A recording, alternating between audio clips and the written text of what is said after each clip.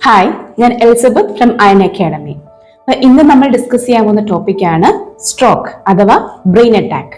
മലയാളത്തിൽ ഇതിനെ പക്ഷാഘാതം എന്ന് പറയും.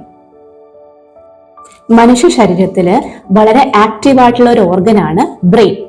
ഒരു മിനിറ്റിനുള്ളിൽ ഒരു നിശ്ചിത അളവ് ബ്ലഡ് ബ്രെയിനിലേക്ക് എത്തേണ്ടത് അത്യാവശ്യമാണ്. ഈ ബ്ലഡിൽ കൂടിയാണ് ബ്രെയിനിലോട്ടുള്ള ഓക്സിജനും ഗ്ലൂക്കോസും ലഭിക്കുന്നത്.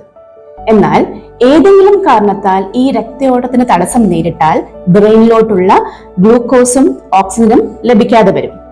അതുമൂലം ബ്രെയിനിന്റെ ഫങ്ഷൻസ് ഡിലേ ആവുകയും ബ്രെയിൻ ഷട്ട് ഡൗൺ ചെയ്യുകയും ചെയ്യുന്നു.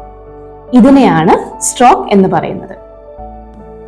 സ്ട്രോക്ക് മെയിൻ ആയിട്ടും രണ്ടായിട്ടാണ് തരംതിരിച്ചിരിക്കുന്നത്: ഇസ്കെമിക് സ്ട്രോക്കും ഹെമറേജിക് സ്ട്രോക്കും. ഏതെങ്കിലും ഒരു ക്ലോട്ട് അല്ലെങ്കിൽ എംബോളി മൂലം രക്തക്കുഴലിന് തടസ്സം നേരിടുകയാണെങ്കിൽ അതിനെ ഇസ്കെമിക് സ്ട്രോക്ക് എന്നും, രക്തക്കുഴൽ പൊട്ടി രക്തസ്രാവം ഉണ്ടാകുന്നതിനെ ഹെമറേജിക് സ്ട്രോക്ക് എന്നും പറയുന്നു.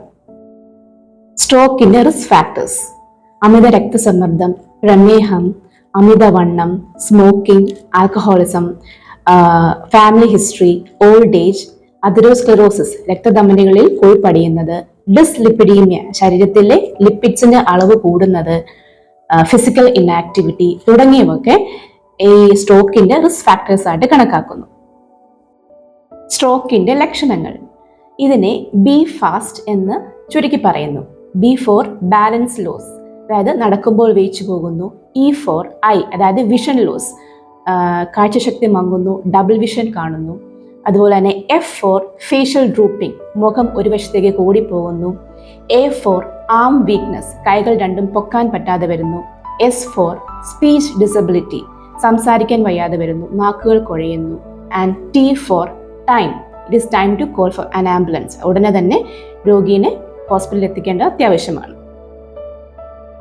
ഇനി നമുക്ക് സ്ട്രോക്ക് ഡയഗ്നോസ് ചെയ്യുന്നത് physical examination, CT, MRI, angiogram വഴിയൊക്കെ നമുക്ക് സ്ട്രോക്ക് ഡയഗ്നോസ് ചെയ്യാം.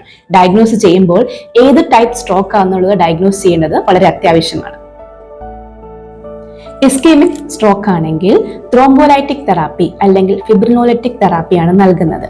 ഇത് നിലവിലുള്ള ക്ലോട്ട് നശിപ്പിക്കുകയും പുതിയൊരു ക്ലോട്ട് രൂപപ്പെടാതെ നോക്കുകയും ചെയ്യുന്നു. ഹെമറേജിക് ഷോക്ക് ആണെങ്കിൽ രക്തസ്രാവം തടയാനുള്ള മാർഗങ്ങളാണ് സ്വീകരിക്കുന്നത്. അതുപോലെ തന്നെ രക്തസ്രാവം മൂലം ഉണ്ടാകുന്ന ഇൻട്രാക്രീനിയൽ പ്രഷർ കുറയ്ക്കാനുള്ള ട്രീറ്റ്മെന്റും നൽകുന്നു. TIA, അതായത് ട്രാൻസിയന്റ് ഇസ്കെമിക് അറ്റാക്ക്, ഇതിനെ മിനി സ്ട്രോക്ക് എന്ന് പറയും. ഒരു 10-15 മിനിറ്റ് നേരം പേഷ്യന്റിന് സ്ട്രോക്കിന്റെ സൈൻസ് ആൻഡ് സിംറ്റംസ് കാണിക്കുകയും അതിനുശേഷം നോർമൽ ആവുകയും ചെയ്യുന്നു. ഇതിനെ മിനി സ്ട്രോക്ക് എന്നാണ് പറയുന്നത്. ഇത് ഒരു മേജർ സ്ട്രോക്കിന്റെ വാർണിംഗ് സൈൻ ആയിട്ടാണ് കണക്കാക്കപ്പെടുന്നത്. പേഷ്യന്റ് ഉണ്ടാവുന്ന സൈൻസ് ആൻഡ് സിംറ്റംസ് അനുസരിച്ചാണ് നഴ്സിംഗ് കെയർ പ്രൊവൈഡ് ചെയ്യുന്നത്.